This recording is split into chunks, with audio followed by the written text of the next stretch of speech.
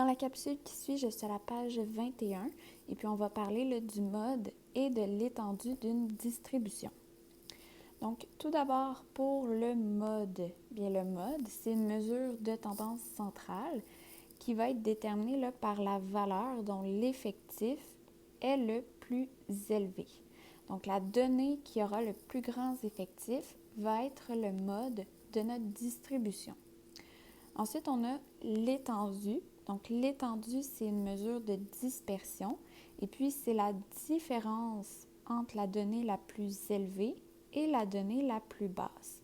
Donc, l'étendue, on l'a travaillé là, déjà lorsqu'on voulait déterminer l'amplitude d'une classe en construisant notre tableau de données groupé en classes. Donc, si on regarde ensuite là, les exemples, donc on va avoir là, différentes distributions qui vont nous être données, puis on va voir comment on peut déterminer le mode selon là, que notre distribution nous soit énumérée ou selon le type de tableau dans lequel là, notre distribution est classée. Si on commence à l'exemple A, donc j'ai une distribution et puis si j'observe bien, là, je vois que ma distribution, elle est désordonnée. Donc la première chose à faire, et c'est une habitude, c'est de venir là, placer notre distribution en ordre croissant. Donc je vais placer mes données de la plus petite à la plus grande et donc j'obtiens là, cette distribution-ci. Maintenant, si je veux déterminer le mode, bien le mode, c'est la valeur dont l'effectif est le plus élevé. Et puis, si j'analyse là, les données que j'ai, bien je remarque que j'ai 4 fois la donnée 19, 2 fois la donnée 23, 2 fois la donnée 35, 2 fois la donnée 42, et puis simplement une fois le 17 et 26. Donc, dans ce cas-ci, la donnée qui va avoir le plus grand effectif, c'est la donnée 19. Et puis là, c'est super important. Le mode, c'est la valeur ou la donnée dont l'effectif est le plus élevé. Et dans ce cas-ci, donc, mon mode va être 19. Donc, quand on détermine le mode d'une distribution, on ne veut pas savoir quel est le plus grand effectif. Et c'est pourquoi là, je ne viens pas inscrire que mon mode est 4, c'est bien 19. Ensuite, pour l'étendue de ma distribution, bien, si j'observe là, les données que j'ai, je vois que ma donnée la plus petite est 17, ma plus grande donnée est 42. Donc, pour obtenir mon étendue, je vais venir faire la différence entre ma plus grande donnée, la donnée la plus élevée qui est 42, moins la donnée la plus basse qui est 17. Et donc, j'obtiens là, que mon étendue est de 25. Ensuite, si on a à la lettre B, là, on a un tableau de données condensé. Donc, c'est-à-dire là, que dans la première colonne, j'ai mes valeurs ou les données.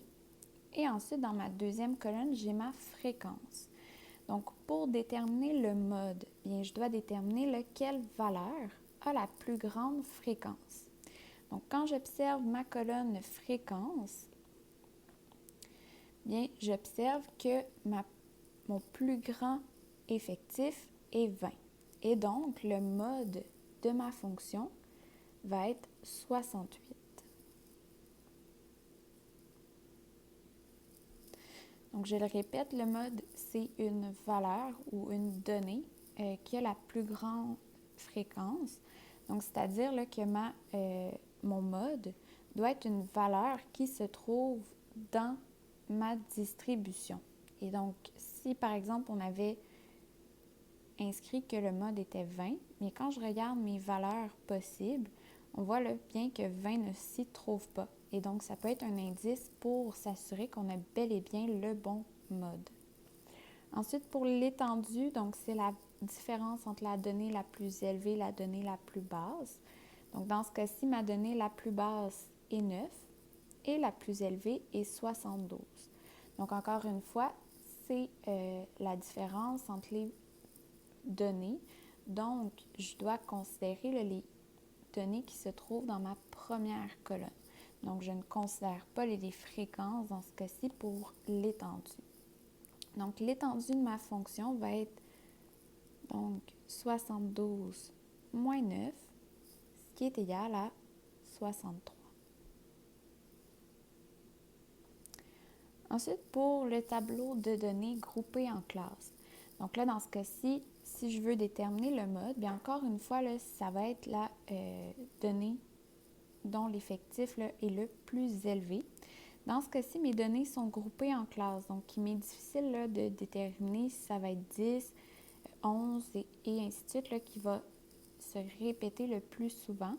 Donc, dans ce cas-ci, là, je vais venir déterminer quelle est la classe qui a le plus grand effectif. Donc, quand je regarde ma colonne fréquence, je vois que la plus grande fréquence est 26. Donc, ça m'indique là, que mon mode va se trouver dans cette classe-ci.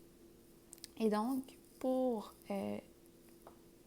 le type de distribution groupée en classes, ce que je vais faire, c'est tout simplement venir inscrire la classe modale. Donc, c'est-à-dire que de plutôt que d'écrire le mode, donc la valeur exacte, je vais inscrire la classe modale. Donc, je vais indiquer là, que ma valeur ou ma donnée qui a le plus grand effectif se trouve dans l'intervalle 19-28 exclu. Ensuite, pour l'étendue, bien, je vais utiliser les bornes de ma première et de ma dernière classe. Donc, dans ce cas-ci, ma plus petite valeur que prend ma première classe est 10. Donc, le minimum de ma distribution va être 10. Ensuite, pour le maximum, je vais utiliser la borne supérieure de ma dernière classe, donc dans ce cas-ci, 55. Et donc, l'étendue de ma distribution dans ce cas-ci va être 55 moins 10, ce qui est égal à 45. Donc voilà comment on peut le déterminer le mode et l'étendue selon différents types de distributions qui nous sont donnés.